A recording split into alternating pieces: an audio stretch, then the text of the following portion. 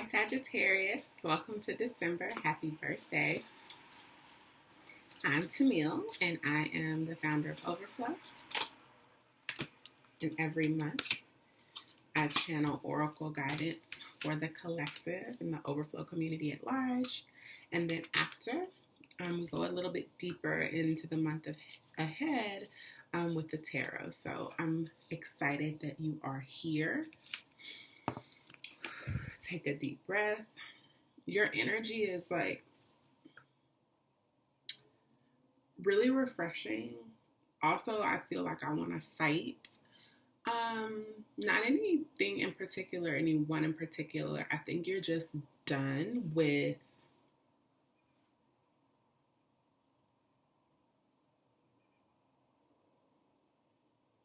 the stasis.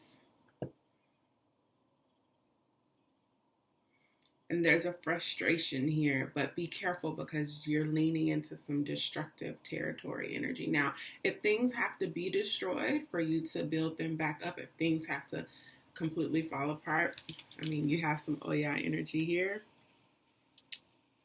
You have storm fields, but this is a strength. Like sometimes you just have to level everything and start over because the foundation wasn't good. But you're also calling on your ancestors, and will be right to call on your ancestors almost for like protection, it feels like, over your home, over your body, as this storm comes, as this storm passes.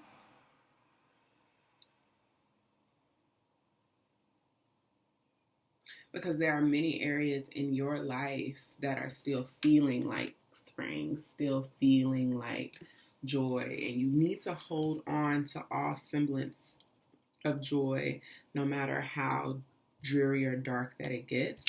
Your challenge though is the sad embrace. Perhaps you always feel sad around this time. Perhaps you're feeling sad about how destructive you've been, whether it's been in relationships, whether it's been in just all areas of your life, maybe where you've not treated yourself or treated the people who matter the most to you, or treated your dreams like they were a priority. But this feels a little bit of like starting a fight then running, or starting something but not finishing it, or going back to something that makes you sad even though you know that it makes you sad. So let's get some guidance from the Oracle deck. Sag, open right up to your string. This too shall pass, and uncomfortable chaos is surrounding you. Things that you've left unattended may be the cause of some conflict. Pent up energy needs release, just as a storm in nature must break. For these events occur when the electricity between opposing forces stirs things up and creates temporary disorder. Not all storms are destructive. Rather, they may serve by bringing rain to the ground, wind to the trees, enabling seeds to be widely distributed, and continuous growth to be ensured. Just remember that whatever is being stirred up inside of you or between you and another will benefit you later. The sun will shine again, and new growth will be observed. Don't be afraid to shake things up a little. And so maybe that spring that I was referring to is what's ahead after you actually express yourself in the ways that you've been avoiding. So let's read your challenge. Because when you let, things pin up inside of you, and if you just like explode, obviously that's not the most beneficial, but sometimes you got to say what you need to say or do what you need to do.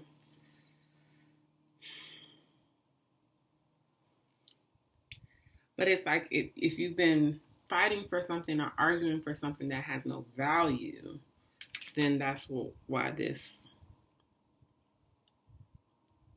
not that a person doesn't have value or a dream didn't once have value, but if it no longer fits or is in alignment with who you are, then it won't give you that same fulfillment or you'll realize that it never gave you or contributed anything to you. In reality, you just wanted it. Are you suffering over your suffering? Do you feel that life is treating you unfairly and that you've been robbed or deprived of what you're entitled to? Do you long for a love that eludes you or the success that has been bestowed upon others? Righteous anger and a sense of entitlement lead to a trap of ego. Your suffering and loss will pass if you let them. The storm will pass. If you hold on to your perception of unfairness, then you'll find yourself in its tight grip, unable to breathe freely. The only solution is to drop your victim stance and embrace the sadness so that it may naturally dissipate in time. Trials and tribulations build character, which is its own gift. Find something to be grateful for and take responsibility for your part in all matters.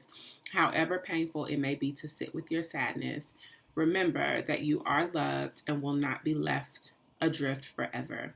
Have faith, for this too shall pass. You are not a victim, only a traveler on a hero's journey. It's okay to be disappointed for now, but know that someday you'll look back and see the value in this experience. I know that that's really annoying. And that's probably not anything you want to hear. So let's just get a little bit of some parting guidance for those of you who won't be joining in the sanctuary, but for those of you who will, we invite you to join us.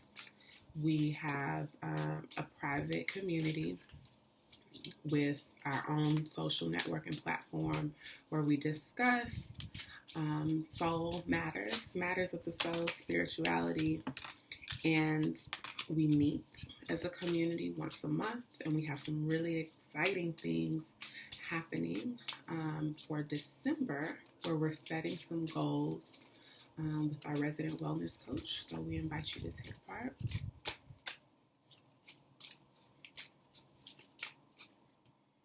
Okay. Bottom of the deck, Sag, is the High Priestess, and then you have the Three of Cups, the Six of Swords, and the Ten of Swords. So the strategy for healing of your heart is letting go of something that you romanticized, even though you've always kind of known that it was folly, is the word that came. Also, literally illusory, it wasn't real. All of this was projection of your imagination and fantasy, and it was hiding this. But now you do see the truth, and that's probably coming from the solar eclipse in your sign. So if this storm doesn't break, or you're feeling like you're in the thick of it right now, Sag, it will pass. Or the break will come on the solar eclipse in your sign, and you'll just be able to see a little bit more clearly of how you've broken your own heart a bit. Whether it's through, because what I'm feeling, especially with that Six of Swords, this interpersonal skills, the ability to communicate how you feel, sometimes maybe lashing out or blaming others for the way that you feel, instead of dealing with the root cause of the sadness.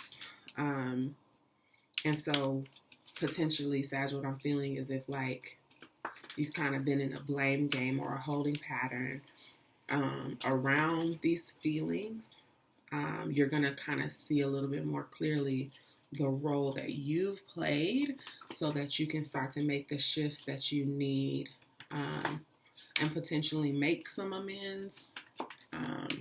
But mainly with yourself, because that's the most important, so that you're not blaming yourself for the way things are right now, okay? So I love you.